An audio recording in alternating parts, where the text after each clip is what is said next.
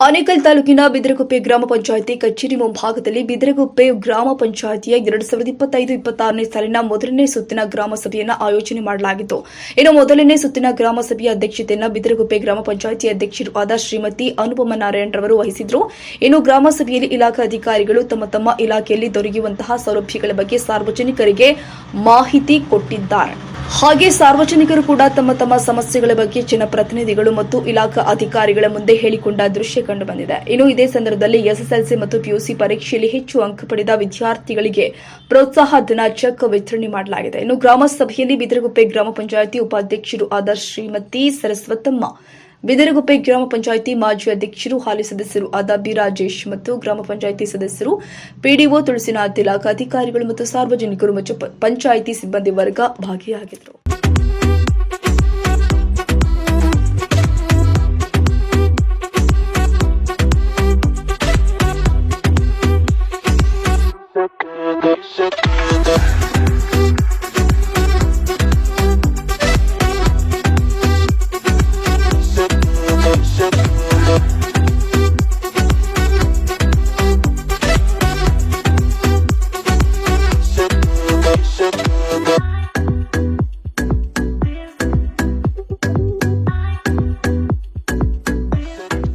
ಇಲ್ಲಿ 5 ಕಂದಾಯ ಗ್ರಾಮಗಳು ಬರ್ತಾ ಇದೆ. ಬಿದರಗುಪ್ಪೆ, ಅರೇನೂರು, ಜಿಗಳ, ಇಂಡ್ಲಬೇಲೆ ಮತ್ತು ಚಿಕ್ಕನಹಳ್ಳಿ. ಕಂದಾಯೇತರ ಗ್ರಾಮಗಳು 3 ಇದೆ: ಮಳ್ಳೇನಹಳ್ಳಿ, ನರಸಾಪುರ ಮತ್ತು ಸಿಲ್ಕ್ ಫಾರಮು. ಈಗ ಮಳ್ಳೇನಹಳ್ಳಿ ಮತ್ತು ನರಸಾಪುರಕ್ಕೆ ಇವಾಗ ಕಂದಾಯ ಗ್ರಾಮದ ಸ್ಥಾನಮಾನವನ್ನು ಕೊಟ್ಟಿರೋದಿದೆ. ಒಟ್ಟು 2011ರ ಜನಸಂಖ್ಯೆಯಂತೆ 9618 ಜನಸಂಖ್ಯೆ ಇದೆ. ಆದರೆ ಹಾಲಿ ಇದರ 2ರಷ್ಟು ಜನಸಂಖ್ಯೆಯನ್ನು ನಾವು ನೋಡ್ಬೋದಾಗಿರ್ತದೆ. ಒಟ್ಟು ಗ್ರಾಮ ಪಂಚಾಯತಿನಲ್ಲಿ 25 ಮಂದಿ ಸದಸ್ಯರಿರ್ತಾರೆ. ಒಟ್ಟು 3 ಸರ್ಕಾರಿ ಹಿರಿಯ ಪ್ರಾಥಮಿಕ ಶಾಲೆಗಳು, 5 ಕಿರಿಯ ಪ್ರಾಥಮಿಕ ಪಾಠಶಾಲೆಗಳು, 6 ಖಾಸಗಿ ಶಾಲೆಗಳು, ಅಂಗನವಾಡಿ ಕೇಂದ್ರಗಳು 7 ಇದೆ. ಅದರಲ್ಲಿ 2 ಬಾಡಿಗೆನಲ್ಲಿ ನಡೀತಿದೆ. 1 ANM ಕ್ವಾರ್ಟರ್ಸ್ ಇದೆ. ಅಂಗನವಾಡಿ ಅಂಗಡಿಗಳು 3 ಇದೆ. ಸಹಕಾರ ಬ್ಯಾಂಕ್ 1, ವಾಣಿಜ್ಯ ಬ್ಯಾಂಕ್ 3, ಅಂಚೆ ಕಚೇರಿ ಇವೆಲ್ಲ ಇದೆ. ಒಟ್ಟು ಇದು ಗ್ರಾಮ ಪಂಚಾಯತಿನಲ್ಲಿರುವಂಥ ಮೂಲಭೂತ ಸೌಕರ್ಯಗಳಾಗ್ತಾ ಇದೆ. ಒಟ್ಟು 1685 ಬೀದಿ ದೀಪಗಳು ಈ ವರ್ಷ ನಮ್ಮಲ್ಲಿ ಇದೆ. ಒಟ್ಟು 2375 ಕುಟುಂಬಗಳು ಲೆಕ್ಕ ಸಿಗ್ತಾ ಇದೆ. ಅಂದರೆ ಇನ್ನೂ ಹೊಸದಾಗಿ ಬಂದಿರುವಂಥ ಗ್ರಾಮ ಪಂಚಾಯತಿ ವರ್ಗ 1ರ ನಿಧಿಯ ಪ್ರಕಾರ 1/4/2024ಕ್ಕೆ 1,13,88,514 ಆರಂಭಿಕ ಶುಲ್ಕ ಇತ್ತು. 24-25ನೇ ಸಾಲಿಗೆ ಒಟ್ಟು ಸ್ವಂತ ಸಂಪನ್ಮೂಲವನ್ನು ನಾವು ವಸೂಲಿ ಮಾಡಿರೋಂಥದ್ದು 2,24,59,142 ರೂಪಾಯಿ. ಬ್ಯಾಂಕಿಂದ ಬಂದಿರೋಂಥ ಬಡ್ಡಿ 1,05,026 ರೂಪಾಯಿ. ಒಟ್ಟು ಜಮಾ 2,43,34,282 ರೂಪಾಯಿ. ಈ 24-25ನೇ ಸಾಲಿನಲ್ಲಿ ಒಟ್ಟು 2,39,25,934 ರೂಪಾಯಿ ಖರ್ಚು ಮಾಡಿರೋಂಥದ್ದಿದೆ.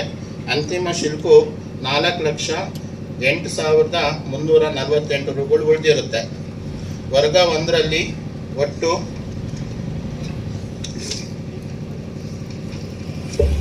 60 ಕಾಮಗಾರಿಗಳನ್ನ ಕೈಗೊಂಡಿರಲಾಗಿರುತ್ತೆ. 60 ಕಾಮಗಾರಿಗಳ ಒಟ್ಟು ಖರ್ಚು 1,24,16,104 ರೂಪಾಯಿ ಆಗಿರುತ್ತೆ. ಅದೇ ರೀತಿ 15ನೇ ಹಣಕಾಸಿನಲ್ಲಿ ಪ್ರಾರಂಭಿಕ ಶುಲ್ಕ 82,55,340 ರೂಪಾಯಿಗಳು. 24-25ನೇ ಸಾಲಿನಲ್ಲಿ ಸರ್ಕಾರದಿಂದ ಬಂದಂಥ ಅನುದಾನ 45,14,237 ರೂಪಾಯಿ. ಅಂತಿಮವಾಗಿ 30,16,415 ರೂಗಳು ಅಕೌಂಟ್ನಲ್ಲಿ ಉಳಿದಿರುತ್ತೆ. ಒಟ್ಟು 15ನೇ ಹಣಕಾಸಿನಲ್ಲಿ 24-25ನೇ ಸಾಲಿನಲ್ಲಿ 33 ಕಾಮಗಾರಿಗಳನ್ನ ಕೈಗೊಂಡಿದ್ದು ಅದು ಒಟ್ಟು ಖರ್ಚು 83,15,681 ರೂಗಳು ಆಗಿರ್ತವೆ. ಅದೇ ರೀತಿ NREGA ಸ್ಕೀಮ್ನಲ್ಲಿ ತೊಂದರೆ ಆಗುತ್ತೆ ಅಂತ ಕೊಡಲ್ಲ. ಇದು ತೋಟಗಾರಿಕೆ ಬೆಳೆಗಳು ಗ್ರೀನ್ ಹೌಸ್ಗಳಲ್ಲಿ ಮಾಡ್ತಾರಲ್ಲ, ಆ ಬೆಳೆಗಳಿಗೆ ಹೊಡಿತಕ್ಕಂಥ ಔಷಧಿಗಳು ನಮ್ಮ ರೇಷ್ಮೆ ಬೆಳೆಗೆ ತೀರಾ ಮಾರಕವಾಗಿ ಮಾರಕ ಆಗಿರುತ್ತೆ. ಹಾಗಾಗಿ ಆಮೇಲೆ ಹುಳುಗಳು ಗೂಡೆ ಸುತ್ತಲ್ಲ. ಸುತ್ತೋದಿಲ್ಲ. 7 ದಿನ 8 ದಿನ ಆದ್ರೂ ತಿನ್ಕೊಂಡೇ ಇರ್ತದೆ ಹೊರತು ಗೂಡು ಸುತ್ತಕ್ಕೆ ಬರಲ್ಲ. ಆ ಥರ ಔಷಧಿಗಳು ಬಂದಿದೆ. ಸುಮಾರು 2 ಕಿಲೋಮೀಟ್ರ್ ದೂರದಲ್ಲಿ ಗ್ರೀನ್ ಹೌಸ್ ಕೊಡಿದ್ರೆ ಇಲ್ಲೇ ರೇಷ್ಮೆ ಹುಳುಗಳು ಸುಮ್ಮನೆ ಆಗಿಬಿಡ್ತವೆ, ಗೂಡು ಕಟ್ತೀನಿ. ಆ ಥರ ಒಂದು ಪರಿಸ್ಥಿತಿ ಇದೆ. ಆದರೆ ಯಾರೋ ಸ್ವಲ್ಪ ಜನ ಇದ್ರೂ ಬಂದಿರ್ತಕ್ಕಂಥವ್ರು ಆಸಕ್ತಿ ವಹಿಸಿ ಯಾರನ್ನ ಮಾಡ್ತೀವಿ ಅಂತ ಮುಂದೆ ಬಂದರೆ ಅವ್ರಿಗೆ ರೇಷ್ಮೆ ಇಲಾಖೆಯಲ್ಲಿ ದೊರೀತಕ್ಕಂಥ ಸೌಲಭ್ಯಗಳ ಬಗ್ಗೆ ನಾನು ಮಾಹಿತಿ ಕೊಡೋಕ್ಕೆ ಬಂದಿದ್ದೀನಿ. ಇದು ಒಂದು ಹೊಸ ತಳಿ ನಾಟಿ ಮಾಡ್ಕೊಳ್ಳೋದಕ್ಕೆ MGNRG ಯೋಜನೆಯಲ್ಲಿ 1 ಎಕರೆ ಹಿಪ್ಪನೆಲ್ಲ ನಾಟಿ ಮಾಡ್ಕೊಳ್ಳೋದಕ್ಕೆ 220 ಮಾನವ ದಿನ ಕೂಲಿ ವೆಚ್ಚ ಲಭ್ಯ ಇದೆ. ಒಂದು ದಿನಕ್ಕೆ 270 ರೂಪಾಯಿ ಕೂಲಿ ವೆಚ್ಚ ಇದೆ. ಅದಲ್ಲದೆ ಹನಿ ನೀರಾವರಿ ಘಟಕ ಅಳವೆ ಮಾಡ್ಕೊಳ್ಳೋದಕ್ಕೆ ಮಾಡ್ತೀವಿ. ಸೊ ಹಾಗಾಗಿ ಆ 2 ಕೇಂದ್ರಗಳಿಗೆ ಇನ್ನೊಂದು ತಿಂಗಳು ಅಥವಾ 2 ತಿಂಗಳ ಮಟ್ಟಿಗೆ ನೀವು ಸಹಾಯಧನ ಅಂತೇಳಿ ಅಲ್ಲಿ ಯಾರನ್ನ ಸಹಾಯಕ್ಕಿನ ನೀವೇ ಆಯ್ಕೆ ಮಾಡಿ ಸರ್, ಯಾರು ಬಡವರಿದ್ದಾರೆ ಅವ್ರನ್ನ ಆಯ್ಕೆ ಮಾಡಿ ಇನ್ನು 2 ತಿಂಗಳ ಮಟ್ಟಿಗೆ ಅವ್ರಿಗೆ ಸಹಾಯಧನ ಕೊಡಿ ಅಂತ ಕೇಳ್ಕೊತೀನಿ ಸರ್. ಮತ್ತೆ ಇಲ್ಲಿ ಪಂಚಾಯತಿ ವ್ಯಾಪ್ತಿಯಲ್ಲಿ 10 ಅಂಗನವಾಡಿ ಕೇಂದ್ರಗಳಿದ್ದಾವೆ. ಅದರಲ್ಲಿ 8 ಅಂಗನವಾಡಿ ಕೇಂದ್ರ ಸ್ವಂತ ಕಟ್ಟಡ ಇದೆ, ಇನ್ನು 2 ಬಾಡಿಗೆ ಕಟ್ಟಡದಲ್ಲಿ ನಡೀತಿದೆ. ಸಾಯಿ ಲೇಔಟ್ ಅಂಗನವಾಡಿಗೆ ಅಲ್ಲಿನ ಸದಸ್ಯರು ಹೆಚ್ಚಿನ ಗಮನ ಹರಿಸಿ 911 ಸರ್ವೆಗೇನೋ ಹಾಕಿದ್ದಾರೆ. ಸೊ ಮಾಡ್ಕೊಡ್ತೀವಿ ಅಂತ ಹೇಳಿದ್ದಾರೆ. ಅದೇ ರೀತಿ ಇಂದ್ರಬೆಲೆ ರಸ್ತೆಗೂ ಎಲ್ಲಿ ಆದ್ರೂ ಸರಿ ಸರ್, CA ಸೈಟ್ ಆದ್ರೂ ಸರಿ ಒಂದು ಒದಗಿಸಿ ಕೊಡಿ. ನಾವು ಇಲಾಖೆ ವತಿಯಿಂದ ಕಟ್ಟಡ ಕಟ್ಟಿ ಅದನ್ನ ಪೂರ್ಣ ಮಾಡ್ಕೊಡ್ತೀವಿ. ಆಗ ಬಿದಿರುಗುಪ್ಪೆ ಪಂಚಾಯತಿಯಲ್ಲಿ ಯಾವುದು ಅಂಗನವಾಡಿ ಬಾಡಿಗೆ ಕಟ್ಟಡದಲ್ಲಿ ನಡೆಯಲ್ಲ ಸರ್. ಅದು ನನ್ನ ಕಳಕಳಿಯ ಮನವಿ. ಮತ್ತೆ ಇನ್ನೊಂದು ವಿಷಯ ಅಂದ್ರೆ ಸರ್, ಈಗ ಮಲ್ಲೇನಹಳ್ಳಿ ಮತ್ತೆ ಸಿಲ್ಕ್ ಫಾರಂ ಕೇಂದ್ರ ಉದ್ಘಾಟನೆ ಮಾಡಬೇಕು. ಆದಷ್ಟು ಬೇಗ ಅದನ್ನ ಮಾಡಿ ನಮಗೆ ಹೊಸ ಕೇಂದ್ರಗಳನ್ನ ಇದು ಮಾಡಿ ಕೊಡಿ ಅಂತ ಕೇಳ್ಕೊತೀನಿ ಸರ್. ನಮ್ಮ ಇಲಾಖೆ ವತಿಯಿಂದ ಸಿಗುವಂತ ಸೌಲಭ್ಯಗಳು ಸರ್, ಎಲ್ಲ ಗ್ರಾಮಗಳಲ್ಲೂ ಅಂಗನವಾಡಿಗಳಿದಾವೆ. ಅಲ್ಲಿ ಗರ್ಭಿಣಿಯಿಂದ ಹಿಡಿದು 6 ವರ್ಷದ ಎಲ್ಲ ಮಕ್ಕಳಿಗೂ ನಮ್ಮ ಕೇಂದ್ರದಲ್ಲಿ ಸಿಗುವಂತ ಸರ್ಕಾರದ ಸೌಲಭ್ಯ ಎಲ್ಲ ಮಾಹಿತಿಗಳನ್ನು ಕಾರ್ಯಕರ್ತೆಯರು ಒದಗಿಸಿ ಕೊಡ್ತಾರೆ. ಅಲ್ಲಿಗೆ ಹೋಗಿ ನೀವು ದಾಖಲೆ ಮಾಡಿಸ್ಬೇಕು ಅಷ್ಟೇ. ಈಗ ಬಂದಿರೋದು ಹೊಸದು 18 ವರ್ಷ ತುಂಬಿದ ಭಾಗ್ಯಲಕ್ಷ್ಮಿ ಯೋಜನೆಯ ಫಲಾನುಭವಿಗಳಿಗೆ ಅವ್ರಿಗೆ ಬಾಂಡಲ್ಲಿ ಏನು ಅಮೌಂಟ್ ಇತ್ತು ಅದು ಅವರ ವೈಯಕ್ತಿಕ ಖಾತೆಗಳಿಗೆ ಜಮೆ ಆಗ್ತಿದೆ. ಆಲ್ಮೋಸ್ಟ್ ಆಲ್ ಯಾರ್ಯಾರು ಅರ್ಜಿ ಕೊಟ್ಟಿದ್ದೀರಾ ಅವ್ರೆಲ್ರಿಗೂ ಬಾಂಡಲ್ಲಿ ಏನು ಅಮೌಂಟ್ ಇದೆ ಅದಷ್ಟು ಬಂದಿದ್ಯಮ್ಮ. ಕೆಲವೊಂದು ಸಣ್ಣ ಪುಟ್ಟ ದೋಷ ಇರುವಂಥದ್ದು ಮಾತ್ರ ಬಂದಿಲ್ಲ ಅಷ್ಟೇ. ಅದೇ ಪಾಸ್ಬುಕ್ ಎಂಟ್ರಿ ಆಗ್ತಿಲ್ಲ, ಲ್ಯಾಪ್ಸ್ ಆಗಿದೆ, ಆ ಅಕೌಂಟ್ ಕೊಟ್ಬಿಟ್ಟಿದ್ದಾರೆ. ಅದೆಲ್ಲ ನೋಡಿ ದಯವಿಟ್ಟು ಕಾರ್ಯಕರ್ತೆಯರ ಹತ್ರ ಹೋಗಿ ಅವ್ರಿಗೆ ಏನು ಸೌಲಭ್ಯ ಸಿಗುತ್ತೋ ಅದನ್ನ ತಗೊಳ್ಳಿ. ಇನ್ನೊಂದು PMM ಯೋಜನೆ ಅಂತ ಕಾರ್ಯಕರ್ತೆಯರಿಗೆ ದಾಖಲಾತಿ ಇಲ್ಲ ಅಂದ್ರೆ ಸುಮಾರು ಜನ ನನಗೆ ಫೋನು ಮಾಡಿದ್ದಾರೆ, ಆ ಮೇಡಮ್ ಸರಿಯಾಗಿ ರೆಸ್ಪಾಂಡ್ ಮಾಡಿಲ್ಲ, ನಮಗೆ ದುಡ್ಡು ಬಂದಿಲ್ಲ ಅಂತ. ನಾವು ಕೇಳುವಂತ ಮಾಹಿತಿ ಆಧಾರ್ ಕಾರ್ಡ್ ಇರ್ಬೋದು, ರೇಷನ್ ಕಾರ್ಡ್ ಇರ್ಬೋದು, ಅದೆಲ್ಲ BPL ರೇಷನ್ ಕಾರ್ಡ್ ಇದ್ರೆ ಮಾತ್ರ ಮಾಡ್ಸಕ್ಕಾಗೋದು. ಮತ್ತೆ ಮುಖ್ಯವಾಗಿ ಆರೋಗ್ಯ ಇಲಾಖೆಯಲ್ಲಿ ನಾವು ತಾಯಿ ಮತ್ತು ಮಕ್ಕಳ ಕಾರ್ಯಕ್ರಮವನ್ನು ಹಮ್ಮಿಕೊಂಡಿದ್ದೀವಿ. ತಾಯಿ ಪ್ರೆಗ್ನೆಂಟ್ ಆದಾಗಿಂದ ಇಟ್ಕೊಂಡು ಡೆಲಿವರಿ ಆಗೋವರೆಗೂ ಅವರಿಗೆ ಉಚಿತವಾದ ಸೌಲಭ್ಯಗಳನ್ನ ನೀಡ್ತೀವಿ. ಮತ್ತು ANC ಆದಾಗ ಅವ್ರಿಗೆ ಇಂಜೆಕ್ಷನ್ ಕೊಡ್ತೀವಿ. ಮತ್ತು ಅವ್ರೇನಾದ್ರು ಅನಿಮಿಕ್ ಇದ್ದರೆ ಅವ್ರಿಗೆ iron and folic acid tablets ಕೊಡ್ತೀವಿ. ಮತ್ತು ಅವ್ರಿಗೆಲ್ಲ ಕಷ್ಟ ಆಗುತ್ತೆ, ಬರೋದಕ್ಕೆ ತುಂಬ ದೂರ ಇದೆ ಹಾಸ್ಪಿಟ್ಲ್ ಅಂದಾಗ ನಮ್ಮ ಆಶಾ ಕಾರ್ಯಕರ್ತರು ಇದ್ದಾರೆ. ಅವರು ತಮ್ಮ ಮನೆ ಬಾಗಿಲಿಗೆ ಬಂದು ANC ಎಷ್ಟು ಜನ ಇದ್ದಾರೆ ಅವ್ರನ್ನೆಲ್ಲ ಮನೆಗೂ ಭೇಟಿ ಮಾಡಿ ಗುರುತಿಸಿ ಅವ್ರನ್ನೆಲ್ಲ ರಿಜಿಸ್ಟರ್ ಮಾಡಿಕೊಂಡು ಅವ್ರಿಗೆ ANC ಕಾರ್ಡ್ಗಳನ್ನ ವಿತರಣೆ ಮಾಡ್ತಾರೆ. ಮತ್ತು ಅಲ್ಲಿ ಇನ್ನೂ ಎಳೆ ಮಕ್ಕಳು ಯಾರಾದ್ರು ಇದ್ದರೆ ಅವ್ರಿಗೆಲ್ಲ ಇಂಜೆಕ್ಷನ್ಸ್ ಮಾಡೋದು. ಮತ್ತು ವಯಸ್ಸಾಗಿರೋರಿದ್ದರೆ ಮತ್ತು ಈಗೆಲ್ಲ ಅಬೌವ್ 30 years ಅವ್ರನ್ನೆಲ್ಲ ಕಂಪಲ್ಸರಿ ಮನೆಯಲ್ಲಿ NC ಕಾರ್ಯಕ್ರಮ ಅಂತ ಒಂದು ಮಾಡ್ತಾ ಇದ್ದೀವಿ. ಮನೆಗೂ ಹೋಗಿ ನಮ್ಮ ಆಶಾ ವರ್ಕರ್ಸು ಮತ್ತು ನಮ್ಮ ಆರೋಗ್ಯ ಇಲಾಖೆಯಿಂದ ಯಾರಿಗಾದ್ರೂ BP ಇದೆಯಾ, ಶುಗರ್ ಇದೆಯಾ ಮನೆಗೆ ಹೋಗಿ ಚೆಕ್ ಮಾಡ್ತಾರೆ. ದಯವಿಟ್ಟು ಅದನ್ನೆಲ್ಲ ಸದುಪಯೋಗ ಪಡಿಸ್ಕೊಳ್ಳಿ. ಯಾರಿಗಾದ್ರೂ BP ಶುಗರ್ ಇದ್ದರೆ ಫ್ರೀಯಾಗಿ ಉಚಿತವಾಗಿ ಟ್ರೀಟ್ಮೆಂಟ್ ಕೊಡ್ತೀವಿ. 1ರಿಂದ 10ನೇ ತರಗತಿವರೆಗೆ ಪ್ರತಿಭಾವಂತ ಶಿಕ್ಷಕರಿಂದ ಒಂದು ಗುಣಮಟ್ಟದ ಶಿಕ್ಷಣವನ್ನು ಇಲಾಖೆ ವತಿಯಿಂದ ನೀಡಲಾಗುತ್ತದೆ. ಹಾಗೂ ವರ್ಷದ ಪ್ರಾರಂಭದಲ್ಲಿ ಎಲ್ಲ ಮಕ್ಕಳಿಗೂ ಕೂಡ ಉಚಿತವಾದಂಥ ಪಠ್ಯಪುಸ್ತಕವನ್ನು ಇಲಾಖೆ ವತಿಯಿಂದ ಒದಗಿಸಲಾಗುತ್ತದೆ. ಹಾಗೂ 2 ಜೊತೆ ಸಮವಸ್ತ್ರಗಳನ್ನು ಎಲ್ಲ ಮಕ್ಕಳಿಗೂ ಕೂಡ ಇಲಾಖೆ ವತಿಯಿಂದ ಒದಗಿಸಲಾಗ್ತದೆ. ಹಾಗೂ ಸರ್ಕಾರಿ ಶಾಲೆಗಳಲ್ಲಿ 1ರಿಂದ 10ನೇ ತರಗತಿಯಲ್ಲಿ ವ್ಯಾಸಂಗ ಮಾಡತಕ್ಕಂಥ ಮಕ್ಕಳಿಗೆ ವಾರದ 5 ದಿನಗಳ ಕ್ಷೀರಭಾಗ್ಯ ಮತ್ತು 6 ದಿನಗಳ ಕಾಲ ಎಲ್ಲ ಮಕ್ಕಳಿಗೂ ಮೊಟ್ಟೆಯನ್ನು ವಿತರಣೆ ಮಾಡ್ತಾ ಇದ್ದೇವೆ. ಮೊಟ್ಟೆಯನ್ನು ಸೇವಿಸದೇ ಇರತಕ್ಕಂಥ ಮಕ್ಕಳಿಗೆ ಬಾಳೆಹಣ್ಣು ಕೂಡ ಇಲಾಖೆ ವತಿಯಿಂದ ವಿತರಣೆ ಮಾಡ್ತಾ ಇದ್ದೇವೆ. ಹಾಗೂ ಮಕ್ಕಳಿಗೆ ಬಿಸಿಯೂಟನ್ನು ಕೂಡ ಎಲ್ಲ ಮಕ್ಕಳಿಗೂ ಒದಗಿಸಿಕೊಡ್ತಾ ಇದ್ದೇವೆ.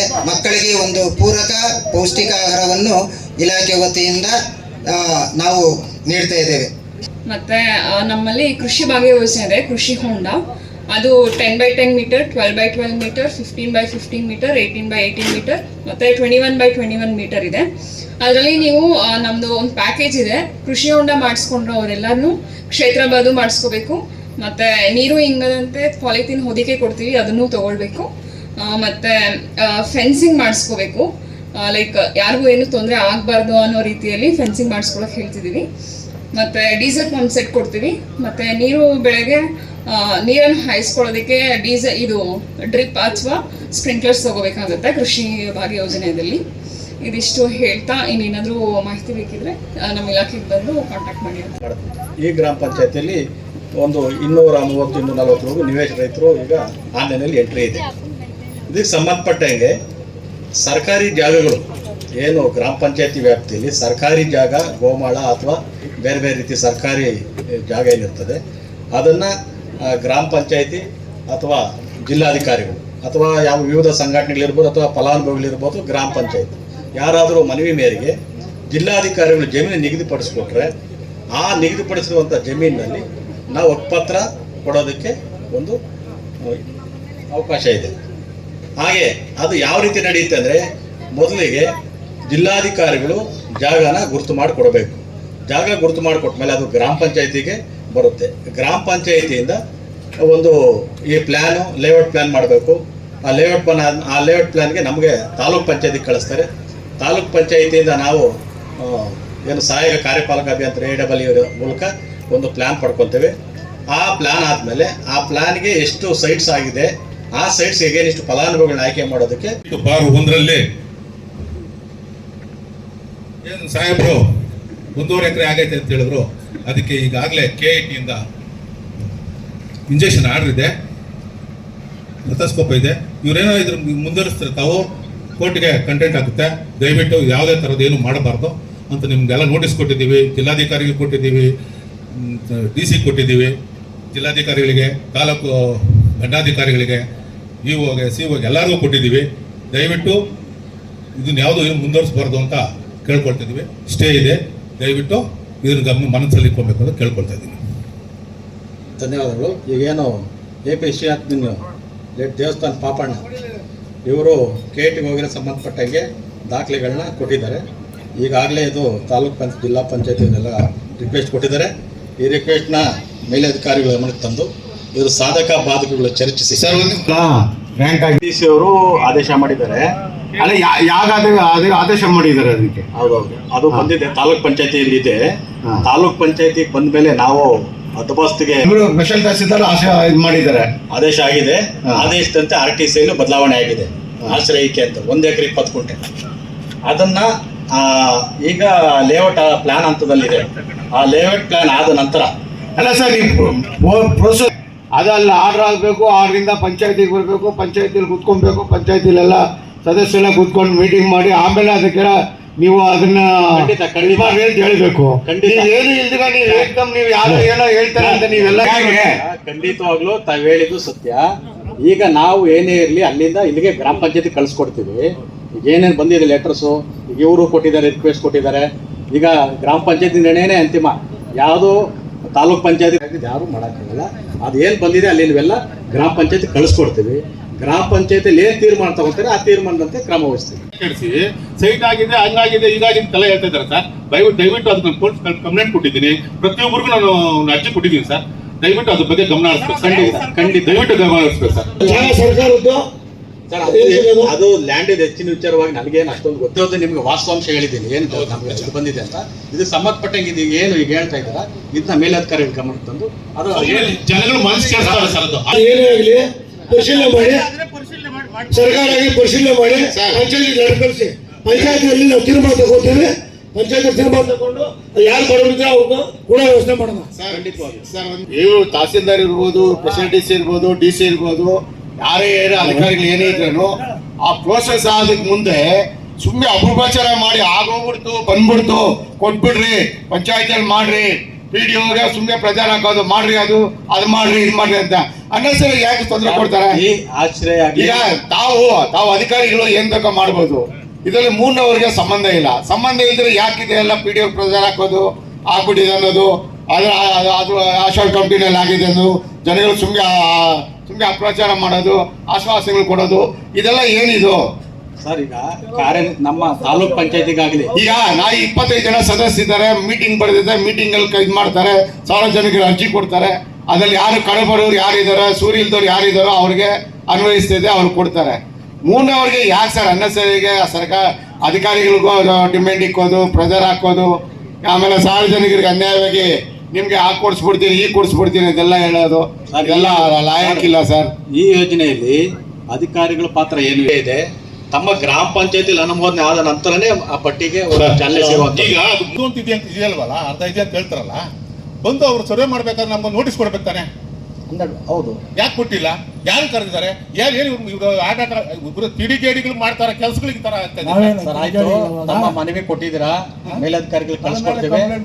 ಈಗೇನಿದೆ ಸದ್ಯದ ಪರಿಸ್ಥಿತಿ ಅತಿಕ್ರಮ ನಮ್ಮ ಜಮೀನಿಗೆ ಬೇರೆ ನೋಟಿಸ್ ಕೊಡ್ತಾರೆ, ಬಂದ್ರೆ ಅತಿಕ್ರಮ ಮಾಡ್ತಾರೆ ಸರ್. ಅದು ಈಗ ರಿಕ್ವೆಸ್ಟ್ ಬಂದಿದೆ, ಇದು ಮೇಲಧಿಕಾರಿಗಳು ಕೊಡ್ತೀವಿ, ಮೇಲಧಿಕಾರಿಗಳು ತೀರ್ಮಾನ ಪಡ್ಕೊಂಡು ಮುಂದಿನ ಕ್ರಮ ಗ್ರಾಮ ಪಂಚಾಯತ್ ತಿಳಿಸ್ತಾರೆ. ನೀನೇ ಕೇಳ್ಬೋದಾಯ್ತಲ್ಲ.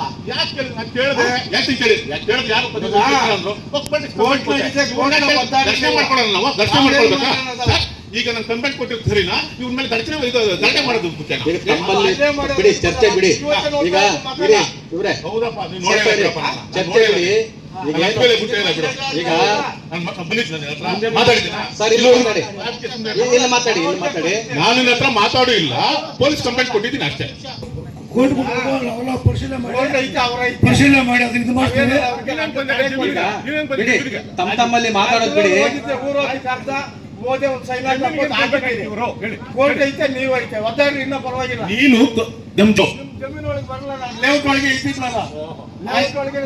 ನೀನು ಸರ್ ಅದು ಅಧಿಕಾರಿಗಳು ತೋರಿಸಿ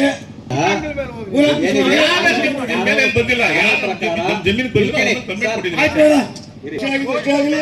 ನೀವೇನ್ ಕೊಟ್ಟಿದ್ರ ಮೇಲಧಿಕಾರಿಗಳ ಗಮನ ಎಲ್ಲ ಡಾಕ್ಯುಮೆಂಟ್ಸ್ ಕೊಟ್ಟಿದ್ದೀನಿ. ಆಯ್ತು, ಅದನ್ನ ಕಳಿಸ್ಕೊಡ್ತೀವಿ, ಪರಿಶೀಲನೆ ಮಾಡಿಸ್ತೀವಿ, ಪರಿಶೀಲನೆ ಮಾಡಿ ಆಮೇಲೆ ಮುಂದಿನ ಕ್ರಮ. ಪರಿಶೀಲನೆ ಮಾಡದ ಬಿಡಿ. ಈಗ ಇವರು ಅವರು ಅರ್ಜಿ ಕೊಟ್ಟಿದ್ದಾರೆ, ಎಲ್ಲ ಇದು ಮಾಡಿದ್ದಾರೆ. ನೀವೊಂದು ರಿಪೋರ್ಟ್ ಹಾಕಿ DC ತಹಸೀಲ್ದಾರ್ಗೆ, ಅಸಿಸ್ಟೆಂಟ್ DC ಇವ್ರಿಗೆ ಒಂದು ಬರೀ ನೀವು.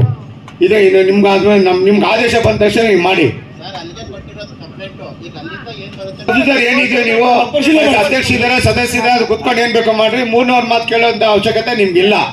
ಇಲ್ಲ ಸದಸ್ಯರ ಮಾತು ಕೇಳ್ತೀವಿ, ಇಲ್ಲ ಸರ್ಕಾರ ಮಾತು ಕೇಳ್ತೀರ, ಕೇಳ್ಕೊಂಡು ನೀವು ಇದು ಮಾಡ್ರಿ ಅಷ್ಟೇ.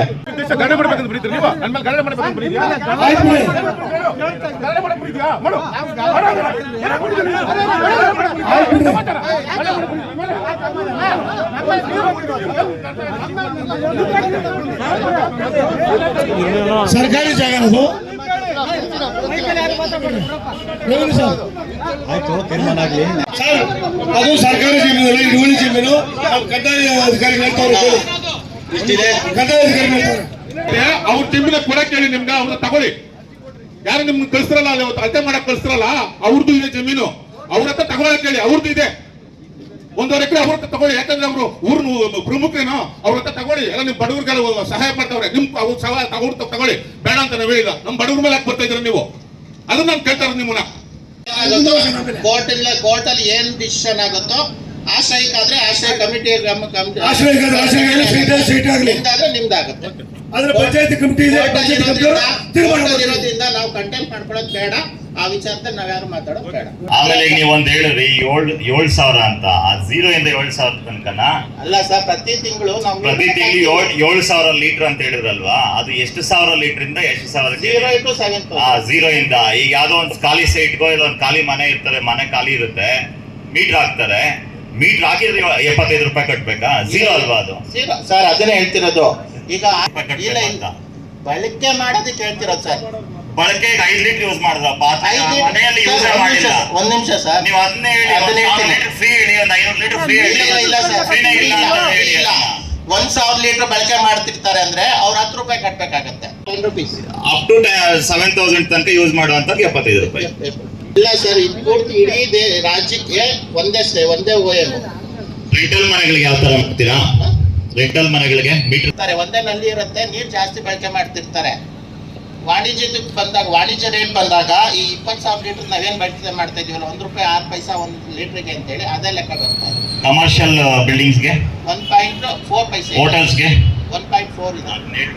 ಹೇಳ್ತೀವಿ ಸರ್, ಅದೇ ₹256 ಕಟ್ಟಬೇಕಾಗತ್ತೆ. ಕಮರ್ಷಿಯಲ್ ರೇಟು ಬೇರೆ ಬೇರೆ ಇದೆ. ಅದ್ರದ್ದು ನಾವು ಪ್ರತಿ ಒಂದು ಪಾಂಪ್ಲೆಟ್ ಅನ್ನ ಹೊಡಿಸಿ ಈ ವಿಚಾರದಲ್ಲಿ ಈ 15 ದಿನಗಳಲ್ಲಿ, ಈ 1 ತಿಂಗಳಲ್ಲಿ ಎಲ್ಲಾ ಮನೆಗಳಿಗೂ ತಿಳಿಸ್ಕೊಡುವಂತ ವ್ಯವಸ್ಥೆ ಮಾಡ್ತೀವಿ.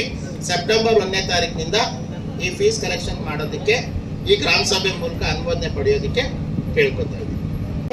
ಸರ್ಕಾರಕ್ಕೆ ಅದು ಮೀಟರ್ ಹಾಕಿರಲ್ಲ, ಫ್ರೀ ಓಡ್ತಿರುತ್ತೆ ಅದು. ಅಲ್ಲ ಸರ್, ಈಗ ದೇವಸ್ಥಾನಗಳಿಗೆ ನಾವೇ ನೋಡಿದ್ವಿ, ದೇವಸ್ಥಾನಗಳಿಗೆ ಮೀಟರ್ ಇಲ್ಲ, ನೀರ್ ಬಿಟ್ಟಾಗ ನೀರ್ ಬರುತ್ತೆ ಸರ್. ಈಗ ಖಾಲಿ ಸೈಟ್ ಇದಾಕಿದ್ದಾರೆ, ನಲ್ಲಿ ಹಾಕಿದ್ದಾರೆ.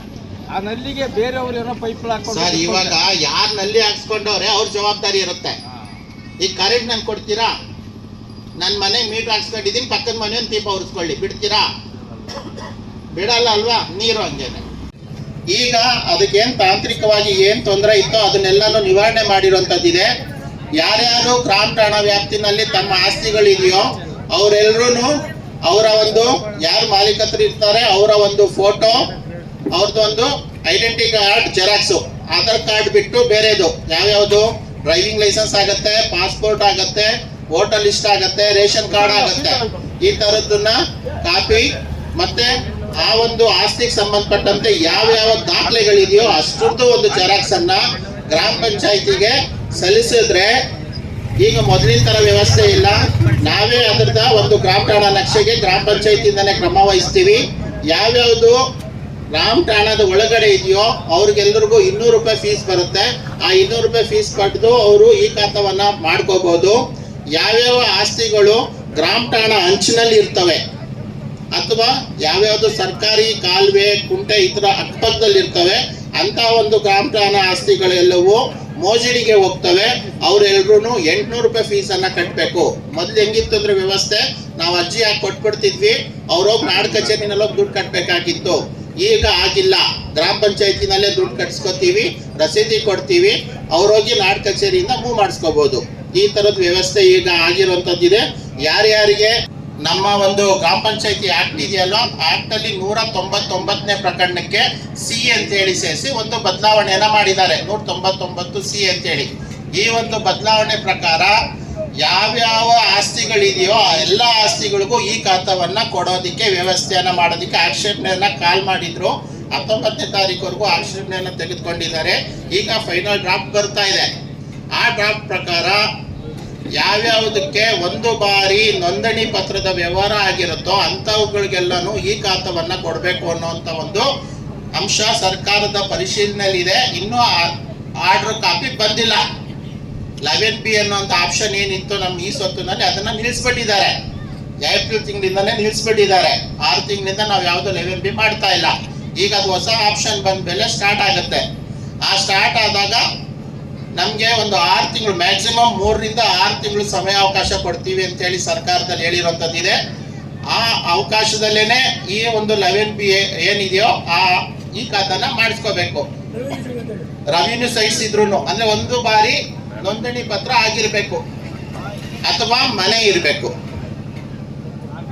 ಈ ತರದಿರೋದಕ್ಕೆ ಮಾತ್ರ ಸರ್ಕಾರದ ಮಾರ್ಗಸೂಚಿಗಳ ಪ್ರಕಾರ ಈ ಖಾತವನ್ನ ಕೊಡಬಹುದು.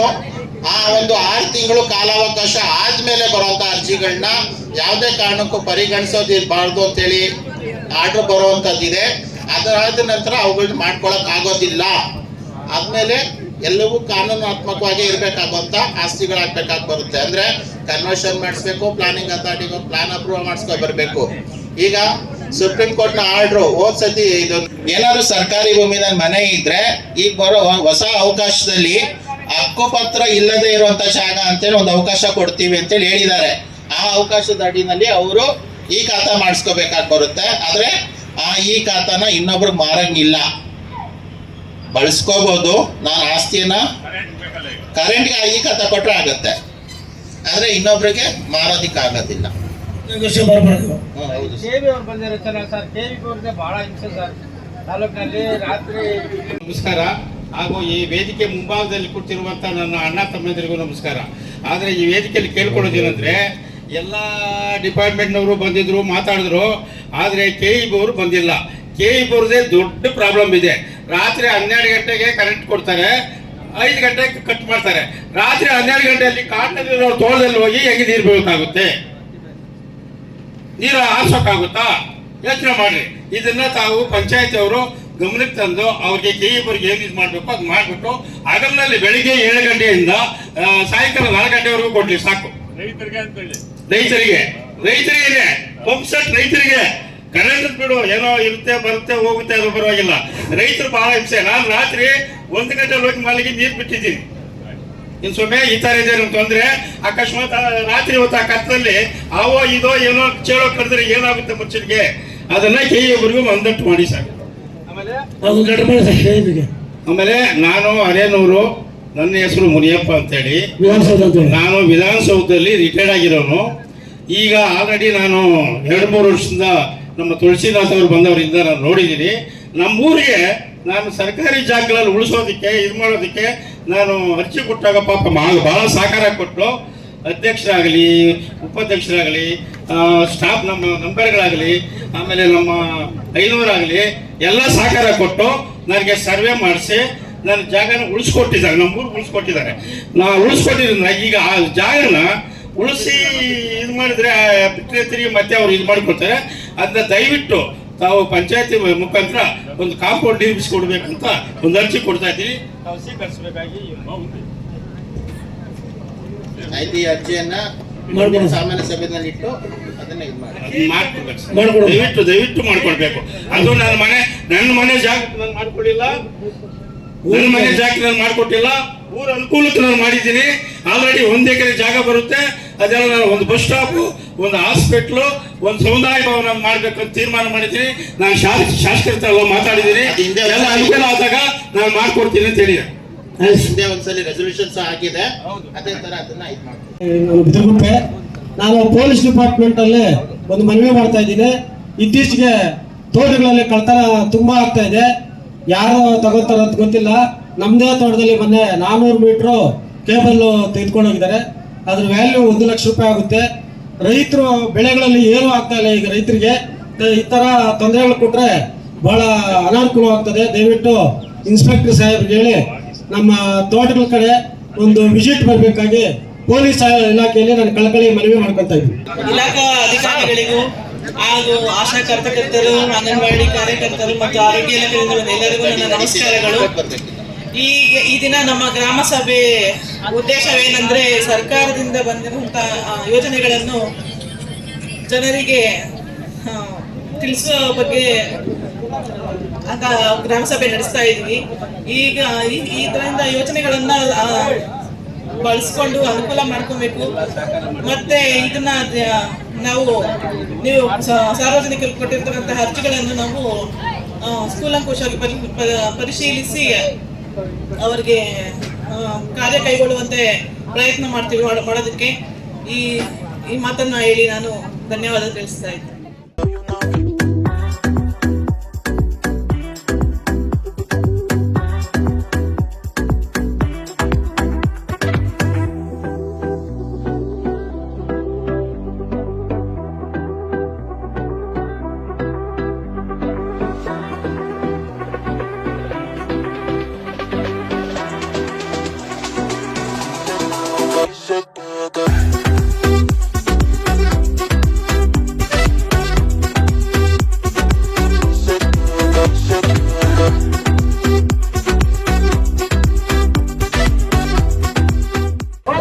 ಆನೇಕಲ್ ತಾಲೂಕು ಅತ್ಬೇಲೆ ಹೋಬಳಿ ಬಿದಿರುಪೆ ಗ್ರಾಮ ಪಂಚಾಯತಿಯ ಬಿದಿರುಪೆ ಪಂಚಾಯತಿ ಮುಂಭಾಗದಲ್ಲಿ ಈ ದಿನ ಗ್ರಾಮ ಸಭೆಯನ್ನು ಹಮ್ಮಿಕೊಂಡಿದ್ದೀವಿ. ಈ ಗ್ರಾಮ ಸಭೆಗೆ ಸುಮಾರು ನಮ್ಮ ಬಿದಿರುಪೆ ಗ್ರಾಮದ ಸುತ್ತಮುತ್ತ 700 ಗ್ರಾಮದವರು ಎಲ್ಲ ಬಂದು ಇವತ್ತು ಕುಂದುಕೊರತೆಗಳು ಹೇಳಿದ್ದಾರೆ. ನಾವು ಅದನ್ನೆಲ್ಲ ಪರಿಶೀಲನೆ ಮಾಡಿ ಇದು ಮಾಡ್ತಾಯಿದ್ದೀವಿ.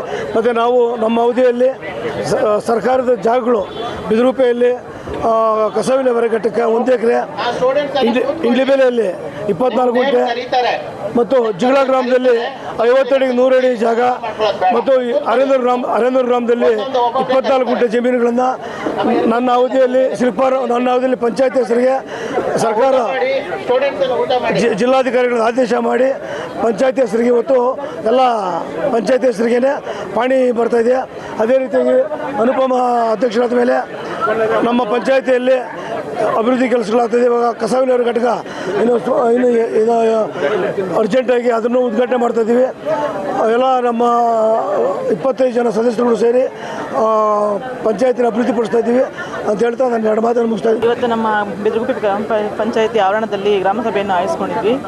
ಇದಕ್ಕೆ ಸಾರ್ವಜನಿಕರೆಲ್ಲ ಬಂದು ತಮ್ಮ ಕುಂದುಕೊರತೆಗಳನ್ನು ಎಲ್ಲ ನೀಡಿ ಅರ್ಜಿಗಳ ಮುಖಾಂತರ ನೀಡಿದ್ದಾರೆ. ಅವರಿಗೆ ಮುಂದಿನ ದಿನಗಳಲ್ಲಿ ಅವರ ಅರ್ಜಿಗಳನ್ನು ಪರಿಶೀಲಿಸಿ ಅವರಿಗೆ ಅವರ ಯಶಸ್ವಿ ಮಾಡಿಕೊಡ್ತೀವಿ.